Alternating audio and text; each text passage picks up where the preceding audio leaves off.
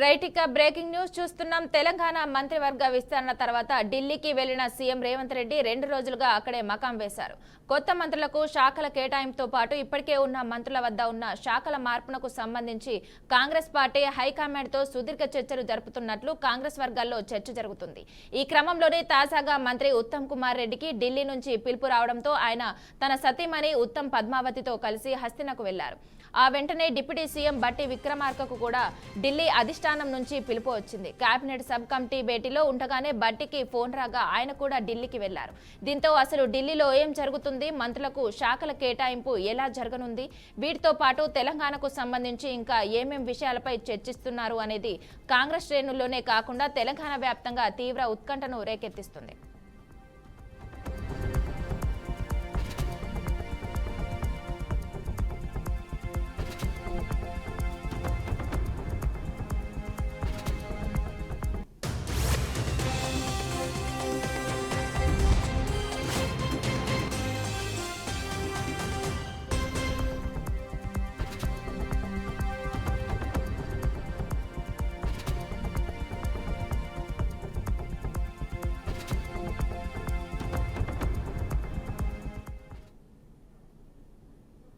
ఇవాళ కాళేశ్వరం కమిషన్ విచారణకు మాజీ సీఎం కేసీఆర్ హాజరు కానున్నారు. కాళేశ్వరం ప్రాజెక్టు నిర్మాణం, డిజైన్లు, ఆర్థిక అంశాలపై కేసీఆర్ ను కమిషన్ ప్రశ్నించనుంది.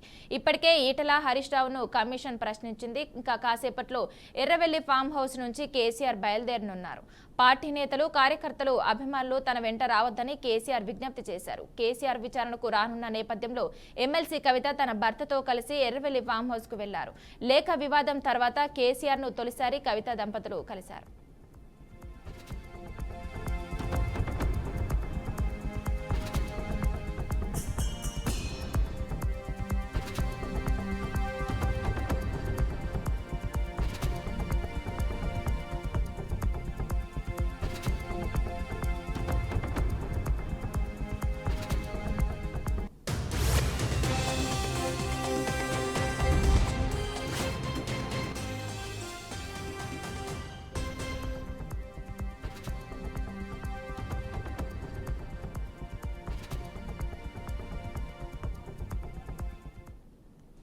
ఇక ఇదే అంశంపై మరింత సమాచారం మా ప్రతినిధి బాసిత్ అందిస్తారు. బాసిత్, చెప్పండి.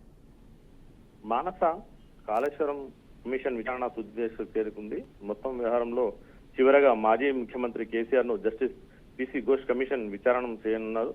ఈ విషయం అందరికీ తెలిసిందే. కాళేశ్వరం కమిషన్ ఇచ్చిన నోటీసుల ప్రకారం ఈ రోజు కమిషన్ ముందు కేసీఆర్ హాజరు కానున్నారు. ఈ నేపథ్యంలోనే కేసీఆర్ విచారణలో మాత్రం కీలక మార్పులు చేస్తున్నట్లు సమాచారం అందుతుంది.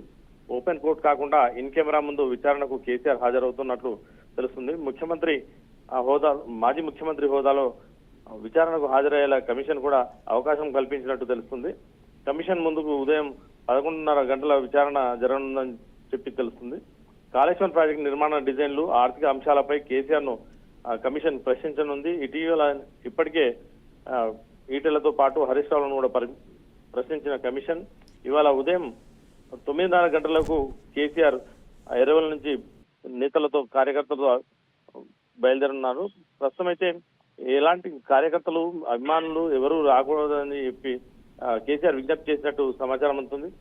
ఇక కేసీఆర్ పై కాళేశ్వరం కమిషన్ ప్రశ్నల వర్షం కురిపించే అవకాశం కూడా ఉందని చెప్పి సమాచారం ఉంది. సమాధానాలపై కేసీఆర్ సుదీర్ఘ కసరత్తు సైతం చేసినట్లు సమాచారం అందుతుంది. కమిషన్ ప్రశ్నలకు కేసీఆర్ ఏం సమాధానం ఇస్తారు?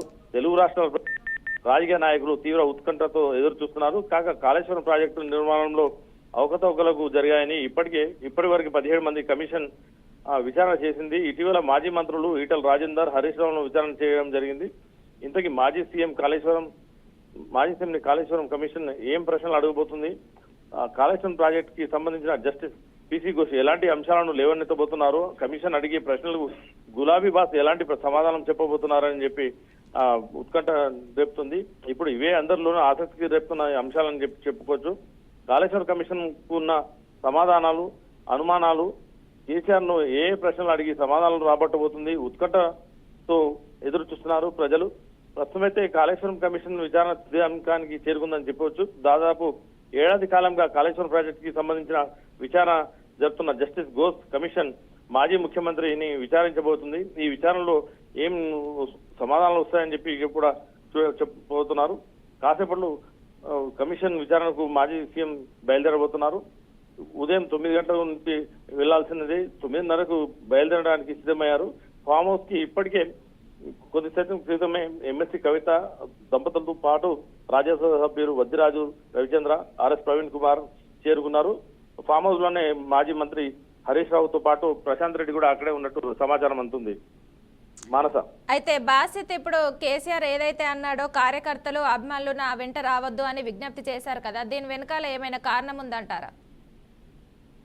అంటే ప్రస్తుతం అయితే అక్కడికి రావద్దన్న విషయం ప్రజల్లో ఏ విధంగా మెసేజ్ వెళ్తుంది? కార్యకర్తలు స్వతహాగా వచ్చారని చెప్పి మేము ఏం చేయలేమని చెప్పి కేసీఆర్ చెప్పడానికి కారణం ఉంది. ఒకవైపు కార్యకర్తలు అభిమానులు అందరూ బీఆర్కే భవన్ కు చేరుకోవడానికి కూడా సిద్ధమవుతున్నారు. అన్ని చోట్ల నుంచి అక్కడ భారీగా కార్యకర్తలు చేరుకునే అవకాశం కూడా ఉంది. ప్రస్తుతం పోలీసు బందోబస్తు కూడా ఏర్పాటు చేసినట్టు సమాచారం అవుతుంది. Manasa, okay, thank you Basit.